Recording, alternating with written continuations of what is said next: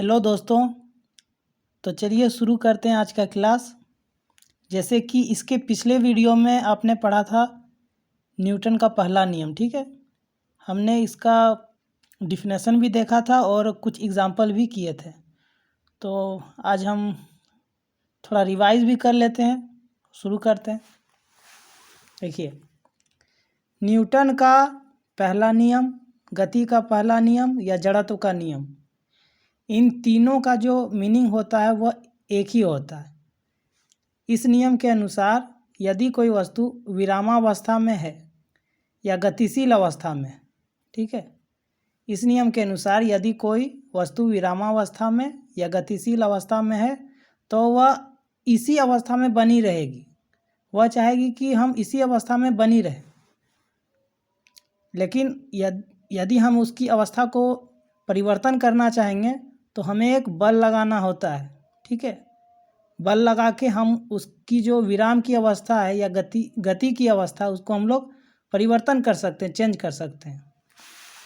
तो यही कहता है इस नियम। देखिए, इसका जो है डिफिनेशन आपको नहीं आएगा, ठीक है। आपको आएगा क्या, जैसे कि एग्जाम्पल दे दिया रहेगा आपको और पूछेगा यह न्यूटन का प्रथम नियम है, द्वितीय नियम है या तृतीय नियम है।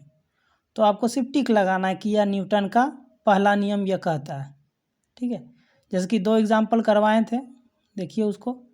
गाड़ी के अचानक चलने पर उसमें बैठा व्यक्ति पीछे की ओर झुक जाता है और गाड़ी के अचानक रुकने पर उसमें बैठा व्यक्ति आगे की ओर झुक जाता है।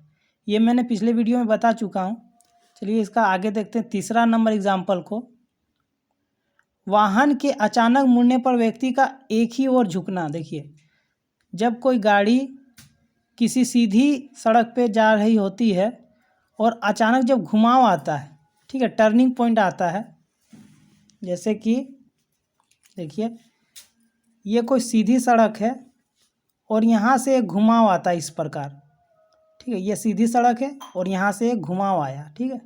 तो जब गाड़ी सीधी सड़क पे चलेगी और अचानक जब मुड़ेगी तो व्यक्ति चाहेगा कि हम इसी अवस्था में ही रहें, मतलब सीधी ही रहें, मूव ना करें। इसलिए व्यक्ति इस ओर झुक जाता है, इस ओर झुक जाता है। देखिए इस ओर, मतलब जब गाड़ी इस प्रकार जब टर्न करती है तो व्यक्ति उधर झुक जाता है, क्योंकि वह चाहता है कि हम सीधी लाइन में ही रहें, ठीक है। यही कह रहा है कि वाहन के अचानक मुड़ने पर व्यक्ति का एक ही ओर झुकना। और देखिए चौथा नंबर आपका उदाहरण है, जब आप चलती ट्रेन से कूदते हैं तो चलती ट्रेन से कूदने के क्रम में आप ट्रेन के साथ साथ आगे जाते हैं। क्यों? जैसे आप ट्रेन से कूदते हैं, ठीक है, तो आप ट्रेन के साथ साथ कुछ दूर तक आगे जाते हैं। क्यों? क्योंकि ट्रेन आपका गति में है तो आप भी गति में ही हैं, ठीक है। और आप चाहेंगे कि हम चलती ट्रेन से कूदें और रुक जाएं, एकदम स्थिर हो जाएं, वो नहीं होगा। इसीलिए चलती ट्रेन से कूदने के क्रम में आप कुछ देर आगे की ओर जाते हैं, क्योंकि उस समय आप गति में रहना चाहते हैं और आप इसका विरोध कर नहीं सकते, इसलिए आप ट्रेन के साथ साथ आगे जाते हैं, ठीक है। तो ये सारा जितना एग्जाम्पल है ये VBI है, ये एग्ज़ाम में पूछा जाता है, बार बार पूछा जाता है, ठीक है। अगर न्यूटन का पहला नियम से कुछ देगा तो आपको उदाहरण देगा और आपको वह पढ़ के उसको करना है, ठीक है। अब देखिए यहाँ पे यह कह रहा है कि बल हमेशा जोड़े यानी कि युग्म में होता है। इसका क्या अर्थ है? इसका यही अर्थ है कि जिस वस्तु पे बल लग रहा है, एक तो वो होना चाहिए। देखिए ये कोई वस्तु है, तो जिस वस्तु पे, जो वस्तु पे बल लगा रहा है, कोई तो होगा ना जो वस्तु पे बल लगा रहा है वो, और जिस वस्तु पर बल लग रहा है वो, ठीक है। जो वस्तु पे बल लगा रहा है वो और जिस पे बल लग रहा है, जो बल लगाता है और जिस पे बल लगता है, वही कह रहा है कि बल हमेशा जोड़े यानी कि युग्म में होता है, ठीक है। अब देखिए, बल एक सदिश राशि है। सदिश कहने का मतलब क्या है? सदिश कहने का मतलब यही है कि देखिए संसार में जितना भी भौतिक राशियां हैं, भौतिक राशियां, परिमाण तो सब में होगा, चाहे अदिश हो या सदिश, लेकिन सदिश में क्या होता है? डायरेक्शन। और बल में एक डायरेक्शन होता है, जैसे कि आप दीवार पे बल लगा रहे हैं तो एक डायरेक्शन में बल लगा रहे हैं। क्रिकेट बैट से जब आप गेंद को मारते हैं तो एक डायरेक्शन में मारते हैं।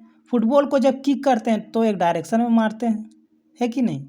हॉकी स्टिक से जब उस गेंद को जब मारा जाता है तो एक डायरेक्शन में मारा जाता है।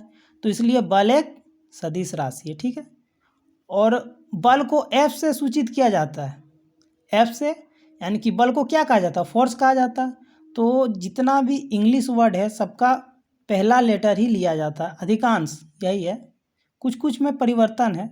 देखिए, तो बल को क्या कहा जाता है इंग्लिश में, फोर्स, इसलिए इसको एफ से सूचित किया जाता है। वह इसका एसआई मात्रक क्या होता है, क्योंकि बल को किसने डिफाइन किया था, न्यूटन ने, इसलिए उन्हीं के सम्मान में हम जो बल का एसआई मात्रक होता है उसको एन से दिखाते हैं। एन यानी कि न्यूटन, इसलिए बल का एसआई मात्रक क्या होता है, न्यूटन होता है, ठीक है। आशा करते हैं यहाँ तक समझ पाए होंगे। अब देखते हैं कुछ और पॉइंट्स। देखिए, यह कह रहा है कि बल किसी वस्तु पर क्या प्रभाव डालता है, यानी कि बल किसी वस्तु पर क्या क्या प्रभाव डाल सकता है। ये भी आपका एग्ज़ाम दृष्टि से बहुत ही इम्पोर्टेंट है, ठीक है। तो बहुत आसान है। बल किसी वस्तु की गति, गति कहने का मतलब यही है कि यदि वस्तु विराम में है या गति की अवस्था में है, ठीक है। बल किसी वस्तु की गति, वस्तु की दिशा व वस्तु की आकृति में परिवर्तन कर सकता है, सही है। जैसे कि कोई वस्तु यदि गतिशील है तो आप उसे बल लगाकर रोक सकते हैं। यदि कोई वस्तु विराम में है तो आप उस पर बल लगाकर गति प्रदान कर सकते हैं।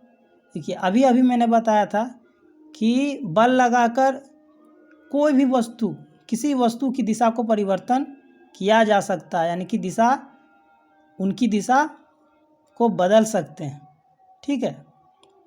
जैसे क्रिकेट का बैट हो गया, हॉकी स्टिक हो गया, जब आप फुटबॉल को मारते हैं पैर से तो दिशा को आप बदल सकते हैं, ठीक है। वह आकृति में परिवर्तन कर सकते हैं। जैसे कि स्प्रिंग, आपने स्प्रिंग को कुछ इस प्रकार से किया होगा बचपन में, ठीक है। तो स्प्रिंग को हम लोग छोटा बड़ा कर, मतलब आकृति में क्या करते हैं, हम लोग चेंज करते हैं, परिवर्तन करते हैं। और एक है जैसे कि गुब्बारा, जिसको बैलून कहते हैं।